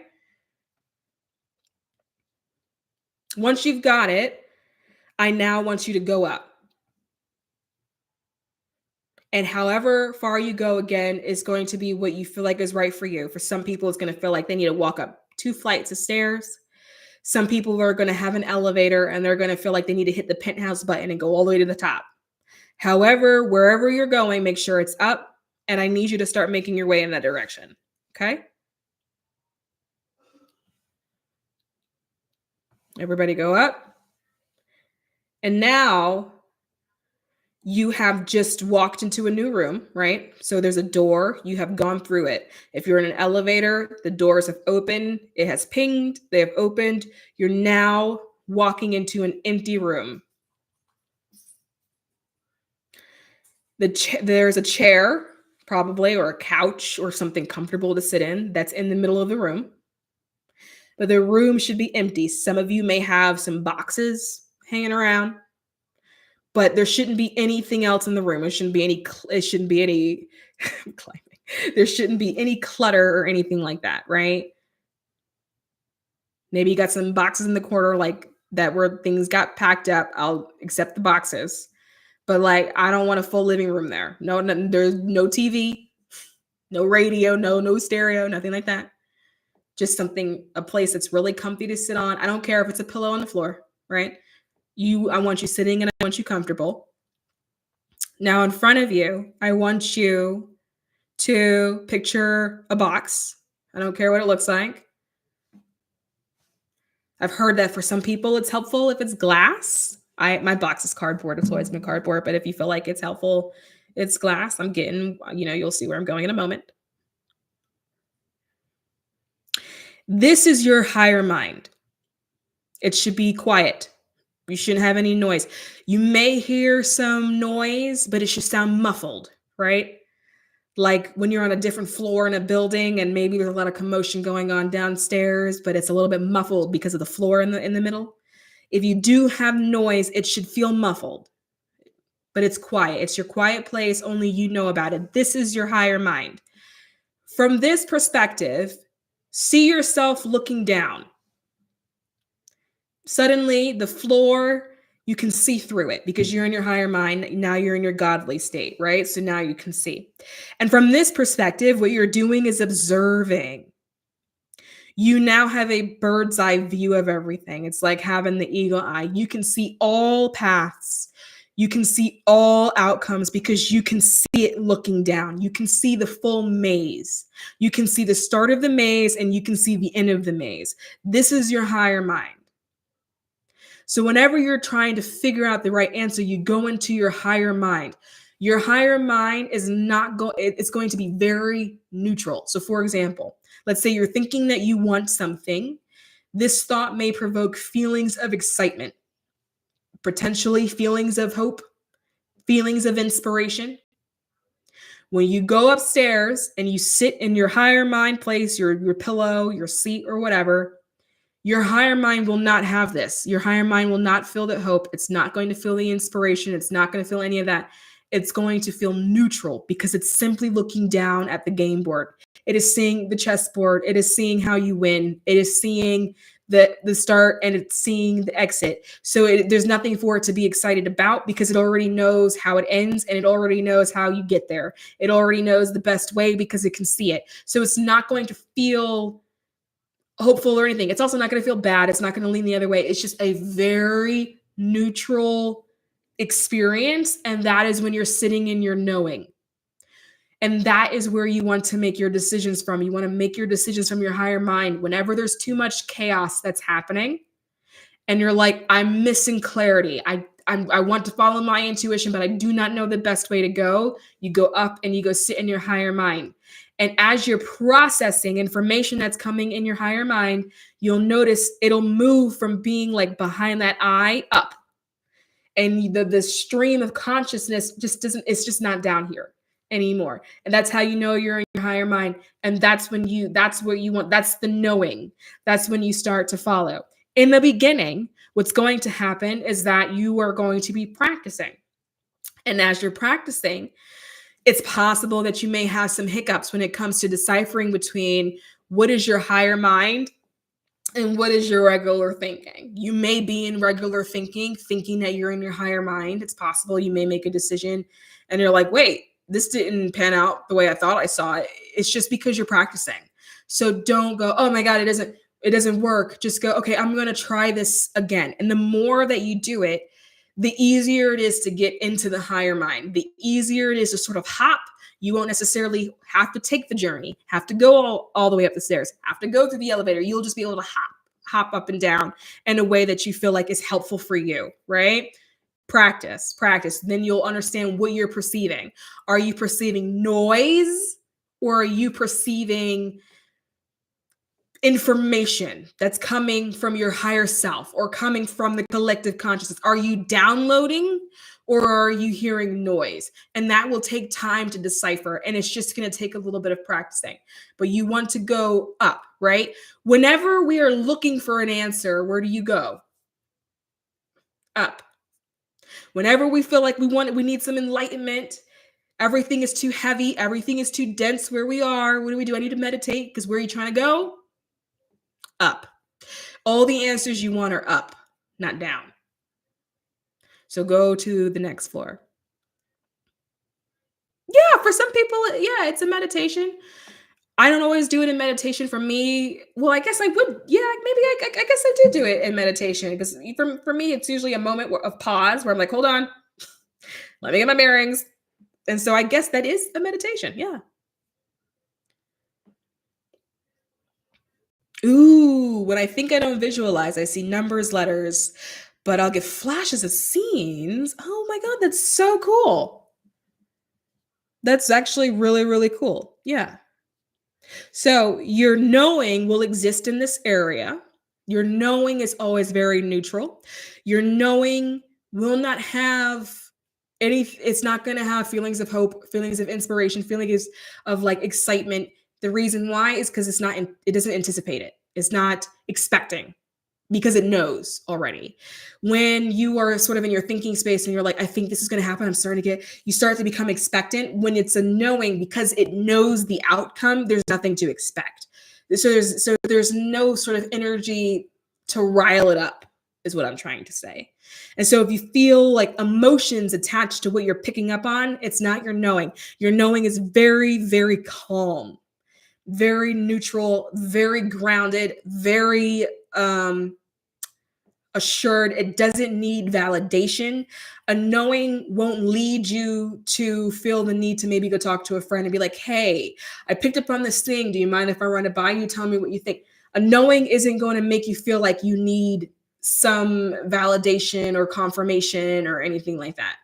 It'll just exist in the spirit that that's simply what it is.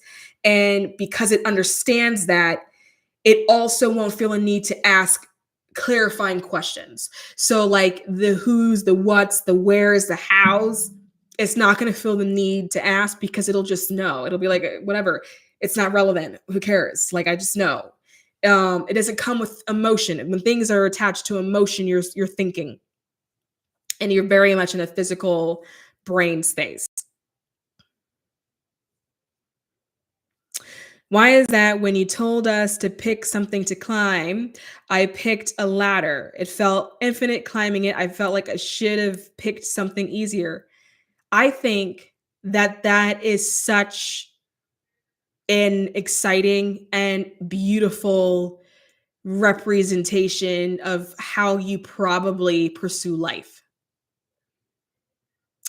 You usually pick the hard way and then get to the middle of a process and then go, damn, I should have gone the other way. It's representative of how you approach things. If you are someone that picked an elevator, you're probably used to figuring out ways to do things the easy way. You're probably used to figuring out how to cut corners because you just can't be bothered with the details of it. The harder the journey was to get to the higher mind is usually a representation of how you pursue everything in your life, the journey you pick to everything in your life. Because did it ever occur to any of you that you could have teleported there? That you could have gone up in a much easier way?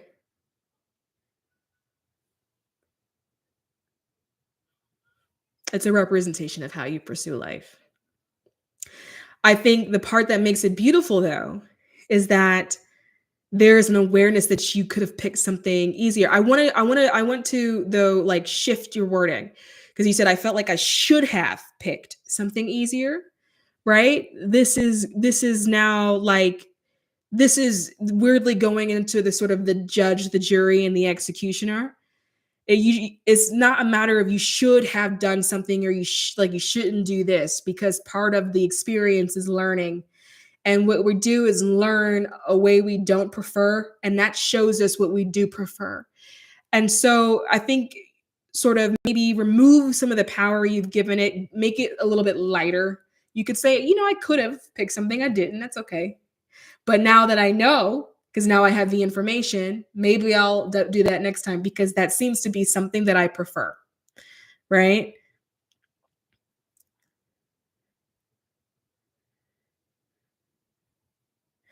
Not just pets. Yeah, I usually feel like the emotion is what happens after. Like, I'll see it and then think, oh my gosh, what the fuck did I just see? Yeah, I have those too. Hey, the modern quaint. Well, Nina, if you did mountain climbing, because I'm gonna tell you something, I would have never done mountain climbing. I don't care if it was a visualization or if it was in real life. I'm not going. But it's a representation. It's a representation of how you pursue things. And also, too, the representation may not be like a physical pursuit. It could also be mentally. Sometimes it's like a representation of like the mental gymnastics that you're doing when you're trying to make decisions, right? Or like some there's this concept. It's called like maximizer, maximizer, satisficer, something like that. And there are people who will like ruminate so hard trying to eliminate like possible results, possible consequences, possible outcomes. And then there's like people that are like, yeah, all right, that sounds great. Some people are just like ruminators. And and maybe it's a mental thing. It may not be like you're physically doing all of these things, making things harder for you. It could be the journey that you're having with yourself and your mind. Also, it can apply to things that are emotional, like the emotional journey that you take yourself on. People will say, oh, it's a roller coaster. Yeah, because you boarded it. Okay. You waited in line, then you got on the damn thing and you strapped yourself in. Not everything has to be like mountain climbing. Nothing is supposed to be that difficult. And so it's really interesting that, that's what you got. I think it's a really good sort of window into how you're processing things. And if it's something that you feel like you don't prefer, right? Because I don't like, I'm trying to move away from language like I don't like this and I don't like that, because I do think it lends a lot of power over to it, where it can just be something as simple as I prefer this and I don't prefer that. If you feel like sort of the mountain climbing is something that you don't prefer, this is a wonderful opportunity to think about what you may prefer. And this goes for anyone that whatever it was that you used to get to the top, like when I first did this exercise, I had stairs. I had a few flights of stairs and I didn't like that. Or I'm sorry, I didn't prefer it. And the reason why I didn't prefer it was even in the visualization, I was heavy breathing. Like in the visualization, I was out of breath. And I was like, so you're telling me that like I can't breathe in my mind? Like this is something that's gotta, like this is like it's gotta give. Um and then so I gave myself an elevator because it was easier. And then so I realized, oh, like what other things in my life have I pursued, like climbing stairs? Like, can I make it an elevator? Right. And so it's a beautiful opportunity to redesign, to design your life and go, actually, I do want things to be easier for me. And I do want things to maybe glide, right? I do want to feel like lighter, because what you're doing is you're going up. And part of going up is also becoming lighter. And it's easier to go up when you're releasing baggage. So sometimes another thing that can happen is that if you found that your journey up was a little bit difficult, you can also sit there and ask yourself, how much weight am I actually holding? How much baggage am I actually carrying? Because as touche, as it may sound, the process of enlightening is being lighter. It's releasing, it's letting go of, right? And because when I think of mountain climbing, I'm thinking of like someone wearing some kind of pack, and the pack has gear in it on their back and it's heavy, right? Can you put it down? Are you holding things on your way up? So that's another thing that you can also look at as well. And then also think, where at in my life am I doing that too? Am I holding on to things that I don't really need to hold on to, or things that are just weighing me down? And then can I release them? And if it's a situation where you're like, I just don't think that I can release it, then allow yourself to examine, what is your fear behind releasing it? Because everything is a choice. You can choose to do something or choose not to do something. And we do have to be like, okay, if I'm not going to release this thing because I can't, there's also a part of accountability that we must take, where we go, I'm making that choice. Like I'm making the choice not to let it go. Why am I making that choice? And what consequences or ramifications am I afraid are going to occur by me making that choice? And then deal with those feelings so you can release it. Because so much of like, I had a friend say the other day, which super like really resonated, that like on this journey, we're like, I just need clarity. I just need someone to tell me.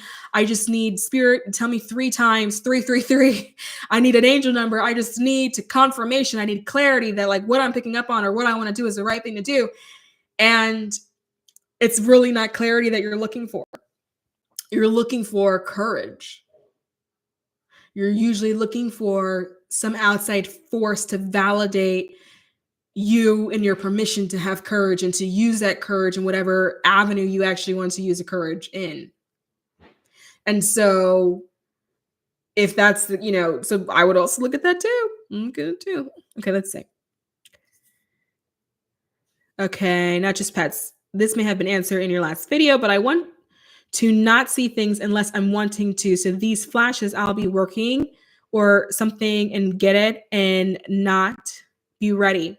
So when things like this happen, I like to say observe, don't absorb. Think of it as just information and be neutral about the information that you've received. It doesn't really have to be a situation that you're ready for it or you're not ready for it. Just be like, oh, okay, that was interesting. And then keep moving about your day. I get that too when I'm like working or just doing regular normal things.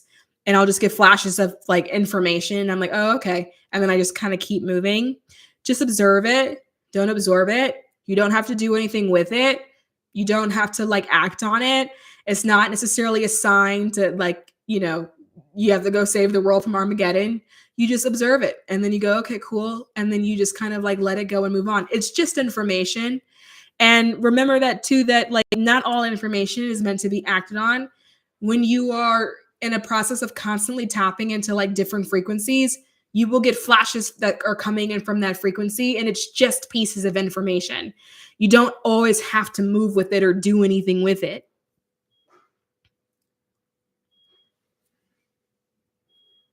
And then also, not just for pets, you're saying to Nina that mountains are fun though. Can we not validate this behavior?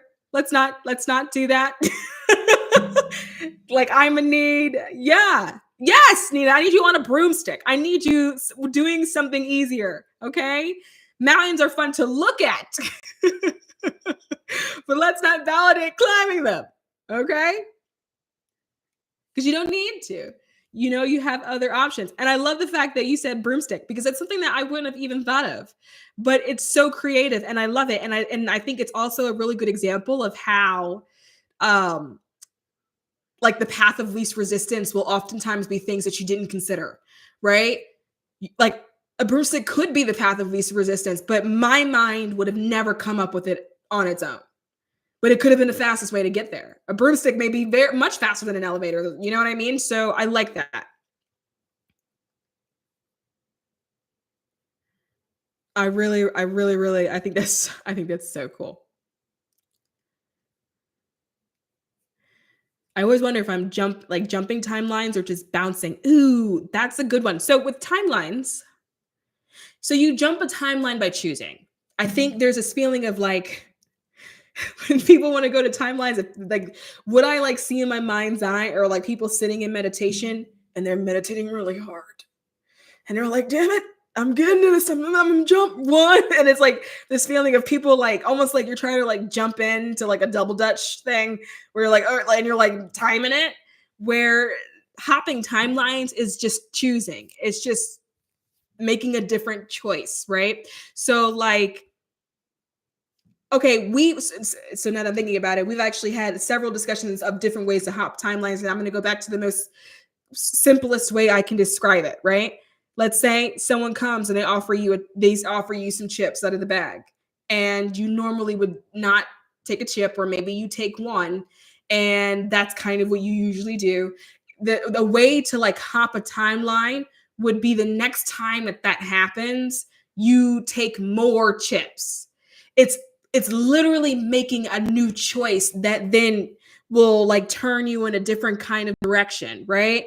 So like maybe you get a job offer but something happens where you're like, I don't know if I can do that job. That seems like such a great opportunity, but like I'm kind of scared and I don't know if I really believe in myself and if I can really pull that off. So maybe I'm not going to take it, or I'm going to take this job instead because it just seems a little bit easier to do. That will send you on one timeline, right? Or you can say like, actually, no, that sounds like a great opportunity. Yeah, it may be a challenge, but think about how much I can grow in the experience. That is then a different timeline. So changing timelines is just about choosing, right? It is the plan. It's the design. It's about making another choice. If you don't like the timeline that you're currently on, you just make a new choice. That's how you jump a timeline. And we're changing timelines like like an infinite amount each day. It's not like a one and done kind of scenario. Every time you make a choice, you have just veered a little bit. You have just decided which way you're going. Like if you're in a car, you've decided what exit you wanted to take. You could take that one, you could take that one, you could take that one. Each exit leads you to a different location, right? With different opportunities and different people that may be there. Those are new timelines. Right? Anyone ever go, oh, I really want to move. And then you were stuck between two cities or two neighborhoods. And then you chose one. That's the one you moved to. And then maybe you met a new friend who had a profound impact on your life, who you would have never met if you moved to the other location that you were also considering. 1 second. Duchess, I need you to get down. Hey, get down. You took a shit on my couch earlier. You've lost the privilege. Okay, she's down.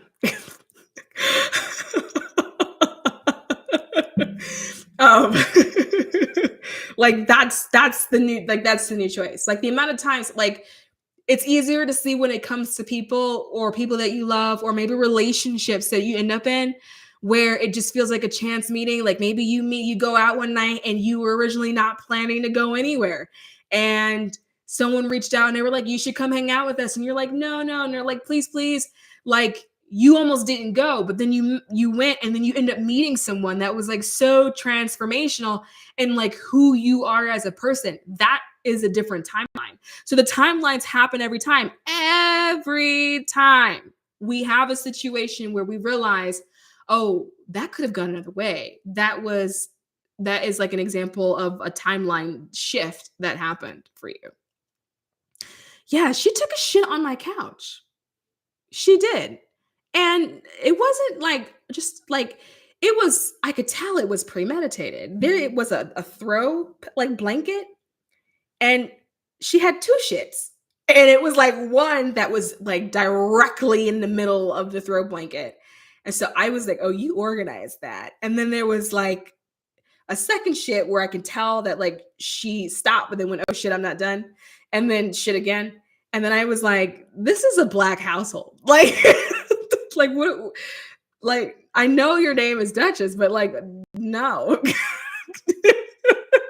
Then I had to go and find the bleach, and then it was just too much. It was just, I can't do it. I can't.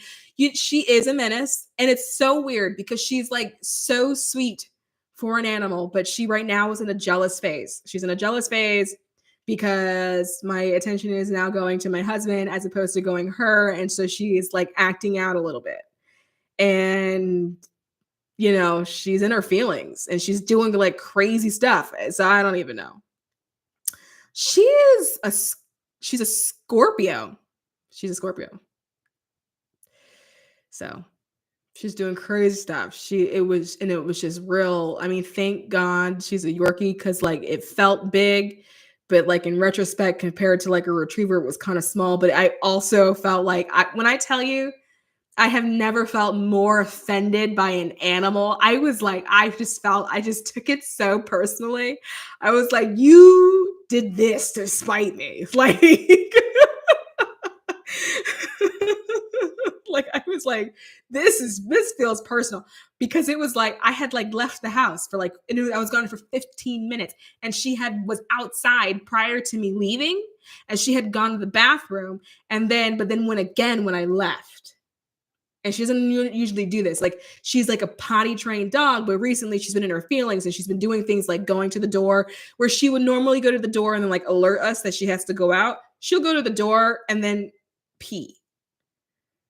Not turn around, not alert us. She'll just walk to the door and then pee and then like walk away. And she's like fully trained. And I'm like, oh, you've got beef. Like, so she's in the process of like, she's grounded currently. She's grounded. And she's not allowed on the couch anymore. She has lost her privilege. Okay, so back to what I was saying before, because we've been in here for a minute, almost 2 hours. Okay, an hour 45. So I want to like wrap this up. Sometimes like what I do, I will pull like some cards, not necessarily what is tarot cards, but like for example, like some oracle cards, because sometimes I would want to figure out, either what's going on on the collective, or maybe I want to sort of like get more information on what I feel like I'm picking up on. And so the first thing that had come through was, it was really heavy on accountability that was coming through today, like super heavy on accountability, but accountability from the perspective of accepting that your life is your making. That even though things that you don't prefer may have happened in the past, that with new information you can make new choices, and that it is you, it's you, it's a product of what you're choosing, right? And to take accountability for that. That is something I know that I've been like repeating a lot, but it just keeps coming up, which is telling me that it's something that needs to continue to be reiterated until it goes through, if it ever does. But you have to take accountability for that, because that is the only way you're going to feel like you can choose for yourself. When you allow yourself to take responsibility and accountability for yourself, then it becomes easier to choose for yourself. But with that, forgiving yourself for not choosing yourself in previous situations. I thought that forgiveness was interesting because it came up through, where are the cards? It came up twice. It came up here, and then it came up, oh, I can't pick it up, here. So it came up twice, right? So forgiving yourself for not having all of the information previously, forgiving yourself for perhaps not making a choice that with the information you have today, you may have chosen differently. And understanding that part of the human experience is to experience. And that means experiencing all parts of the spectrum, all parts of the experience, and allow yourself to forgive yourself for what you feel you have experienced. Because what's happened is you're holding that over yourself. And for some people, it's making you hesitant to make new decisions. You don't trust your decision making. You don't trust that you have an ability to choose or decide things that are good for you, or that maybe you'll get it wrong or whatever. And so you have to forgive yourself for anything that you chose to do in the past. Any situations that you feel like you may have gotten yourself into, because again, part of the human experience is the full spectrum of the experience. And so you have to forgive yourself. Another card that came out that I thought was so beautiful was, what if it isn't true? So the thing you are telling yourself right now, the concrete reasons why you think you don't belong, you can't do it, you won't get there, you're not enough, or it's not for you. What if it wasn't true? What if the same way you lie to other people by preventing yourself from telling your truth is the same way you lie to yourself? What if you're such in the habit of telling tiny lies because you're using it as a form of self-preservation? You're trying not to offend other people. You're trying not to get yourself caught up in a pickle. You're trying not to start confrontation or end up in confrontation. And so those little white lies, what if you are so practiced in that pattern that you tell little white lies to yourself? And what if the narrative and the story that you have convinced yourself of isn't true? And with that, what would you now do different? The next card that came out says, do I know all my strengths and am I using them? So we all have superpowers, but it's up to us to uncover them. When we live and lead with our strengths, we are able to show up in our zone of genius. This inspires others to do the same. Do you know what your strong points are? If you know what your strong points are, have you allowed yourself to actually be in the flow of it? Have you actually allowed yourself to play with your strengths, to play with your superpowers? Could you imagine being able to fly but then never flying? What kind of fulfillment or satisfaction lies in that? I suspect not much, right? And so it's the same thing with any other gifts. Someone that loves art, loves to create, but for whatever reason has created a narrative that they can't do it, or that it's stupid, or that no one would like it, or that no one would buy it.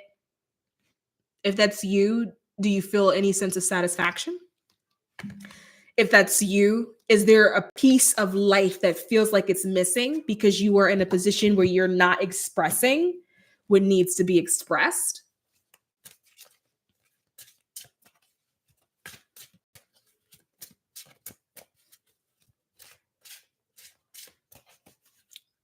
I mean, I love that. Like being tired of the victim mindset. I love that, because once you're tired of it, then that means you're at a crossroads. You're at a fork in the road. Once you get sick of something, that is the opportunity. So if you're ever looking for like your window of opportunity, like when do I have an opportunity to do it differently? It's the moment you realize you don't prefer it anymore. That is when that's when you get two doors that open in front of you. That is when you arrive to the fork in the road. The moment you, Mama, Duchess, get down. Okay. But that's when you arrive to the fork of the road. That is the sign. The moment, and it could be anything. It can be you go to a restaurant and like there's two choices, and you're like, I don't really, I'm not really feeling it. The choice point is finding something on the menu that you do love. And for some people, that could be where you jump a timeline. Maybe you try a new dish, you love this dish, and so you're like, I gotta figure out how to recreate it at home. So now you go home, you start trying all these recipes, and then you discover that you have this beautiful love for cooking that you didn't know that you had. And you didn't know that you had it because you hadn't had an opportunity to taste something that tasted so beautiful. But now you finally had this opportunity to taste something so beautiful. Now you want to duplicate the taste because it's amazing. And so now you end up in the kitchen creating all these other beautiful tastes in the midst of trying to duplicate the original thing that you've originally tasted. But within that, now you're like, I love cooking. So then maybe you change your career path. Maybe you become a chef. Maybe you become a celebrity chef. Maybe you are a private chef. Maybe you create a cookbook because you love it so much. The doors of opportunity are always at the place you don't prefer. So if you feel like you're tired of having a victim mindset,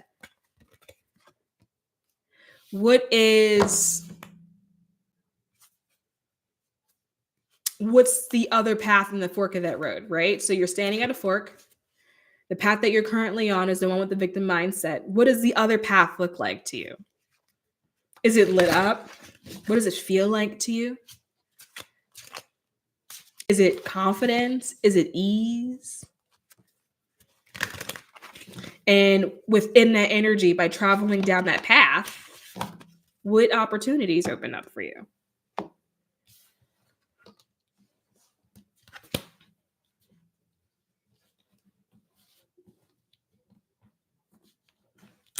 So we got 3 chakra cards that came out. By the way, for anyone that's curious, it's this deck. The Chakra Wisdom Oracle is what it's called. And we got 3 that came out. So we have Isolation that came out, Trickery, and Grief. So the interesting thing about this is that the colors that outline the cards they coincide with a chakra. And so with Isolation, what's coming out, that's the throat, it's blue. So that's something interesting because we have been talking, right? Well, in your defense, to stop talking, but to also sometimes ask when you want something or tell someone that you're just going to go get it, right? And then Grief and Trickery coming out in green, which is the heart. So let's start with Isolation. Let's see what the lesson is.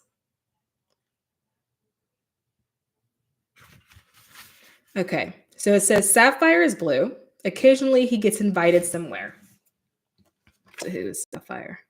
So I guess Sapphire maybe the blue, I guess it's the blue block. Occasionally he gets invited somewhere, but invariably he turns the invitation down. After all, what would he wear? You brought a text once, just in case, but won't wear it because he might spill something on it. Besides, going out would alter his routine. He tried to meet people, but hasn't met anyone of his caliber. So Sapphire stays home alone and remains quite blue. So then it says, do not wait for the right time to live your life. You are on the verge of something big, but if you don't participate, it could pass you by. Sapphire does not know the difference between isolation and solitude. Do I? And then the key ideas are self-protection, making excuses, over-preparing, never feeling ready to take action. But if you did take action, then it is celebration, experiences, and play. And this is so interesting because so many people come up with so many excuses as to why they don't have a proper support network, as to why they don't have a safety net, as to why they feel like they're not surrounded by people that love them or honor them or respect them. When a lot of times people just, they don't look. They stay home. And then unfortunately, for a lot of people, you're then in a home surrounded by people that do all of the opposite of what you would actually want to experience in any kind of relationship with anyone, whether or not it's like a friendship or it's family, right? The love and the care and the acceptance is something that you actually have to go look for sometimes. You have to go out. You have to go find that alignment. You have to go find that configuration, right?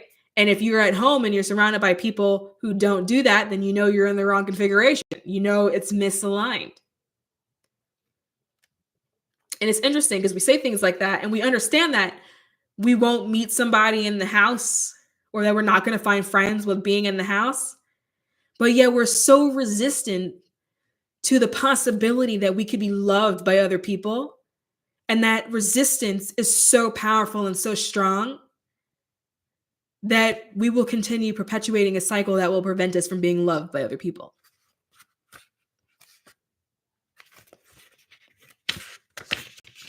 It's crazy how that works.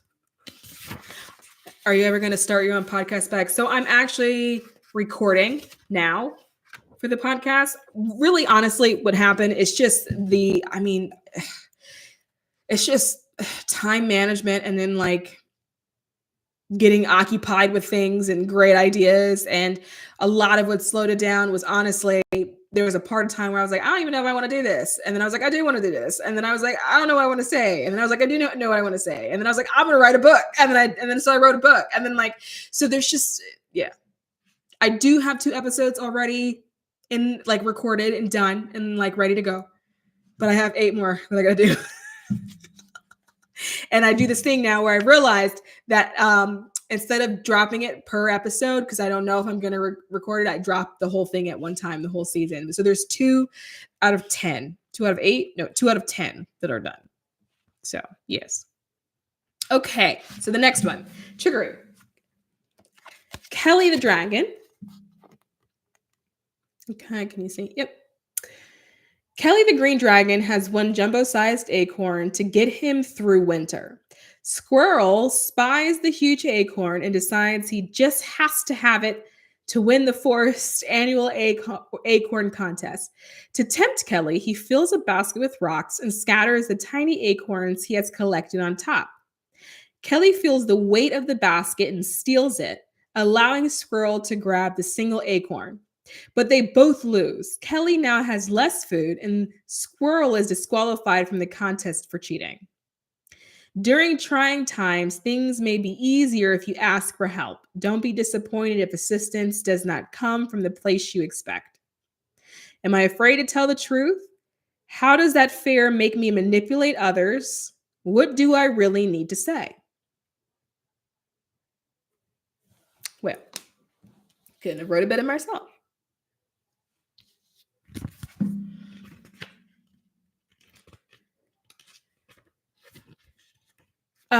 Not my deck. This is Tori Hartman.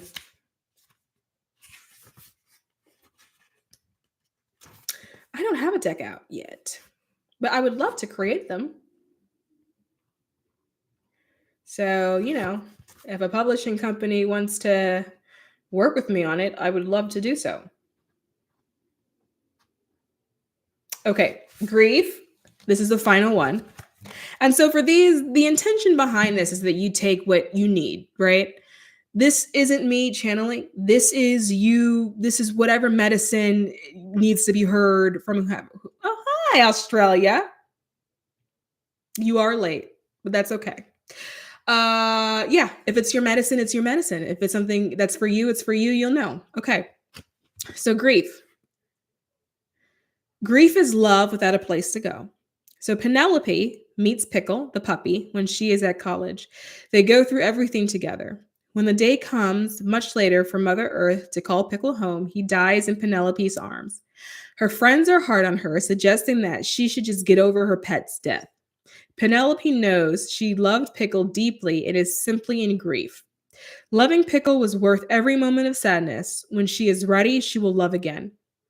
Penelope and Pickle remind us that what we reveal, we can heal. Give yourself time, you will love again. If you honor your pain, it will change your life. Is lingering grief preventing you from progress? What can you see in your heart? I like that.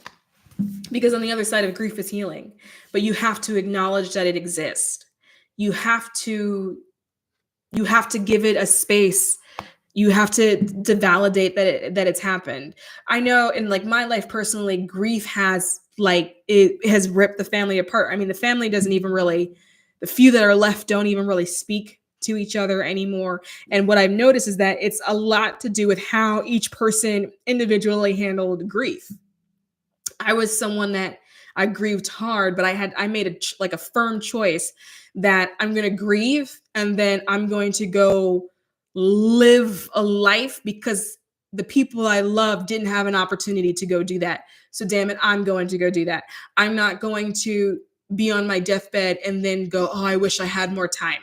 I'm going to be on my deathbed and then go, oh shit, that was real fun. Right? That is a life that I am choosing to live for myself. And I learned that by watching other people pass away who didn't do that. But I also have people in my family as well who they can't heal because they're not accepting or acknowledging that that's really what it is, right? That's really how they're feeling, that you love this person and that the person isn't there. Or maybe there was like unfinished business. Maybe you got into an argument with somebody, right? But then the person passed away before you had an opportunity to talk to them or you had an opportunity to apologize. And so holding on to that, not realizing that the person that you're grieving has also let it go, right? You can also grieve situations that were important to you, scenarios that were important to you. You can grieve those things too. Anything that you loved, a passion, anything that you love that you feel like no longer has a place to go, you can grieve, but you have to grant space in order to do that. You have to allow yourself to remember that as a human, you will experience all things that are human. And that means the full spectrum of it.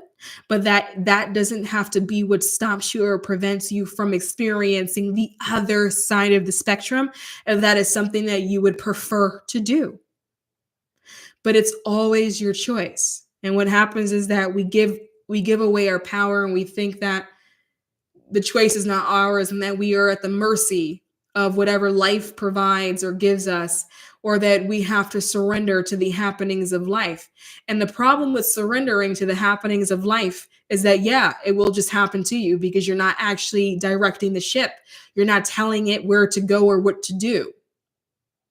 Now, you can surrender to the unfolding of life, but I do think surrendering to life is just unwise. So anyway, I have been running my mouth, which is something I love to do, for just over 2 hours. And I think I'm going to wrap because I feel like I said everything that needed to be said today. I will hold for applause, or questions.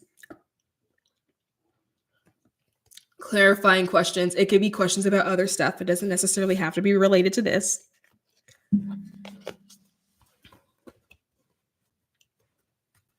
So I'll give it a little bit of time because there is a lag on my side. I will go live next week, and I do plan, unless another concert comes up, to go live on Monday. So this is the schedule I'm working out so far. So I'm looking at Monday at 9. If for whatever reason it won't be Monday at 9, it'll be Tuesday at 9, but I think I'm going to do Monday at 9. Today was just a weird day. And You may have to look for it because no one is being notified. So you just have to come back to the channel. I'm not being notified. Like creators, like when we schedule things, it should send us a notification of right before it's supposed to start or when it starts. And I don't even get my own notifications anymore. And so I know you're not getting them anymore. And so it'll be Monday at 9. If it changes, I will put it in the community post.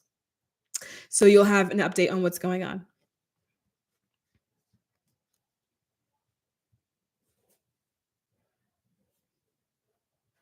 Oh, thank you. Not just pets. It's so hard to say that seriously when I'm like, not just pets. Oh, thank you, Portia. Oh,